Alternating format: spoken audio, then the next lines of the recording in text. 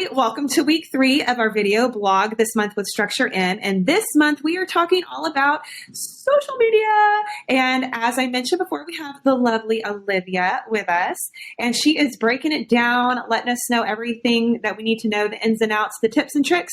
And it is perfect because this week we are talking about tips, tricks, and trends that we see in social media and in creating that content for users. And so, Olivia, if it's okay with you, let's just jump right in. Okay? All right. So when developing content for social media, when it comes to like graphics and photos, what are some tips to putting the best type of content out there? What do you think? Yeah. So what some mistakes I've seen is when people are doing a before and after photo, say, it's good to clear things off, any clutter in the background, just awkward things, just look at it and make sure it's not a mess. Basically, I think just try to do as less work as you can, thinking like, hey, someone's going to have to crop this out. Well, make it where they don't have to crop anything out. Move tools, ladders. If you're taking a picture of a before and after of a home, like if you can move like the work truck. But yeah, you want any photo to just be focused on the photo, the details of the work, not necessarily any clutter, extra things in the background. So that's one tip. And then try to do wide angle photos. And then also something else I saw with before and after photos is make sure it's at like the same angle, the same thing, or it might not look like a before and after photo because it looks like you're looking at two different houses. And I'm talking about houses a lot because that's a lot of what our clients do. But I think that can apply to other things as well. I'd say with graphics, just make sure it's readable. You can always just run something by your teammate, but just easy to read. The font isn't too hard. Sans serif font is a good one. It doesn't have all these little fancy things on it. The goal isn't always necessarily to be fancy, but to be clear, clearly read. And then also a tip, when you're making an ad, Facebook already has call to action buttons on ads typically. And something we've noticed is if you try to put a call to action button on a graphic, Facebook will flag it and it won't let you promote that post. So yeah, there's just different tips and tricks, but those are a couple we've noticed. I'm guilty of the latter. I put a call to action on some of my first social media posts when I started working at Structure M, and Facebook wouldn't let me boost them. It was flagging it, and I had to ask Olivia, like, why is this happening? And she was like, call to action buttons, Holly. Facebook doesn't like that. And so I learned a valuable tip to not do that anymore. And I love what you said about making sure that the message is clear, because a lot of people think that you have to over design, over whatever to look impressive. But what's impressive is when you can get your point out to your prospects and they get it and it's clear and it's understandable. And the message is like, the call to action is like there. You don't have to wonder what's happening. Right. That kind of reminds me, like, don't try to put too many messages into one graphic or it's just going to be cluttered. Just go with one main point. And on Instagram, you can do a carousel. So if you want to do a couple of things, you could always make it different posts, but don't try to put it all in one. Right. And that kind of segues to this next form of content that we're going to talk about, some tips and tricks, which is video, which we're doing a video right now. And I like to speak to this one too. And Olivia, I want you to chime in whenever you have a thought about it. But when it comes to video, what we've discovered with a bunch of our clients is to make sure that when you're shooting videos, whether it be with your phone or a DSLR camera, well, you don't have this issue with DSLR cameras, but with a phone, you want to make sure that it's in landscape mode. I cannot tell you how many of clients send us videos like this. And when they do, it has that big black space. And it kind of goes back to that thought that you mentioned earlier, Olivia, like whoever is designing this video is going to have to crop out all of that black space. So go ahead and shoot it in landscape mode and really help out whoever's going to be making your video, because it's so important. And then another thing is, like, we see this a lot. I've seen this a lot with so many people. You say, I need you to shoot like a sales video or a testimonial or whatever. And so when they put the person in the middle of the camera, they're landscape, right? But the person's like off to the right a little bit. They're not centered or whatever.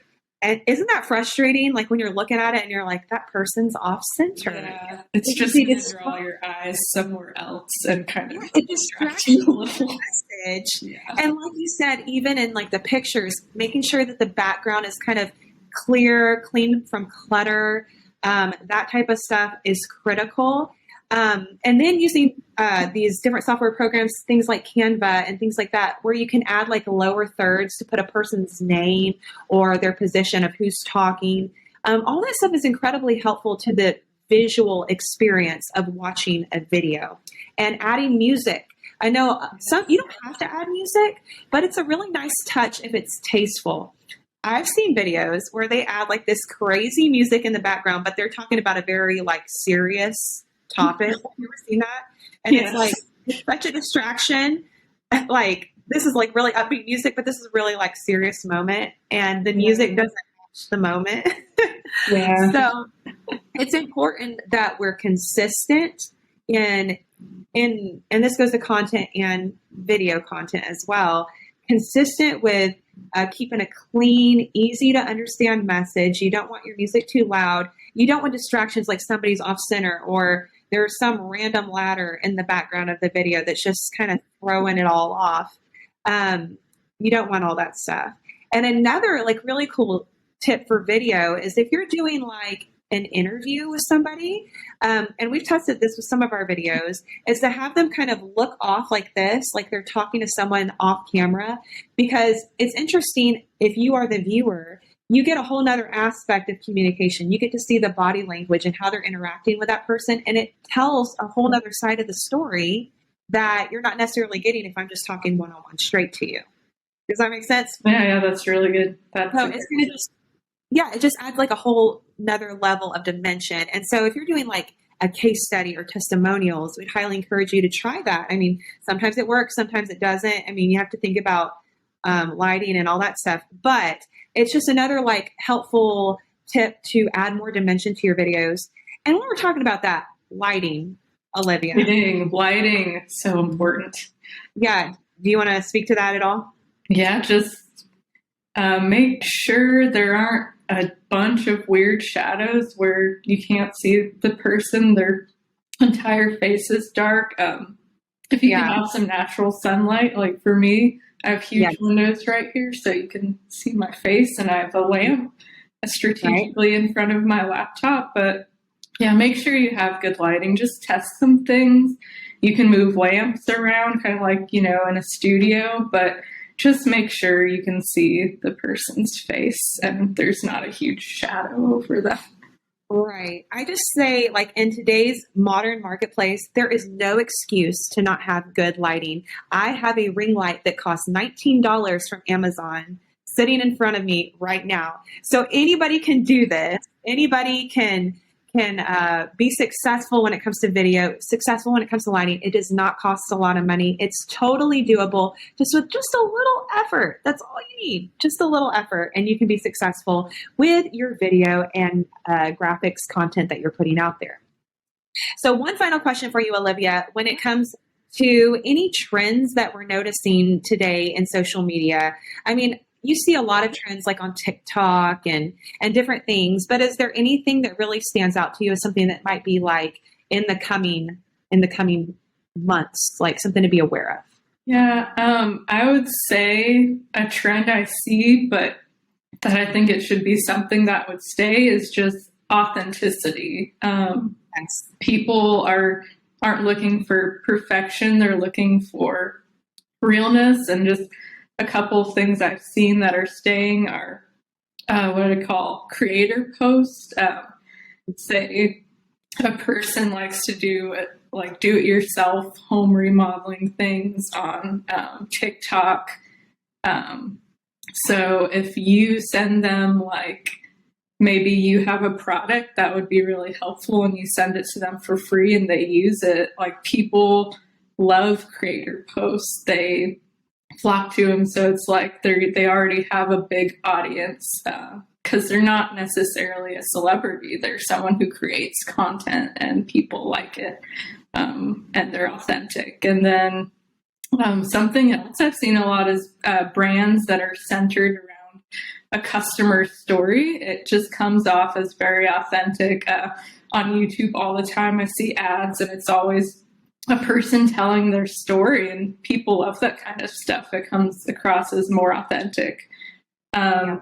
Another thing is just quickly replying to customers. I'm sure you've followed some brands on Instagram, and when someone is asking a question, you have to reply quickly. Like, people need to know this brand is listening to me and I'm important to them because I have questions and they need to answer them. Yeah. Another thing I see is not every ad is super salesy, but it's geared to different parts of the customer journey, whether you're just becoming aware of the product or considering it. Not everything is a hard sell. And then another thing that shows authenticity, which, I mean, I don't think every business should do it, but a lot of business post about political or social issues just to show, like, hey, there's real people working here who have these views. Now, like I said, should everyone do that? No, but those are definitely trends that I see that really show authenticity of brands. And then also short videos. Short videos are a big trend.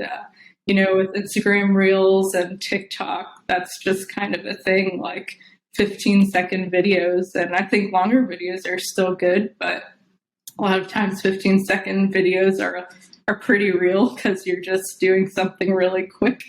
So yeah, those are some trends I've seen, and a lot of them are effective. And with the authenticity thing, I think that thing is here to stay. I don't think it's a trend that's going away.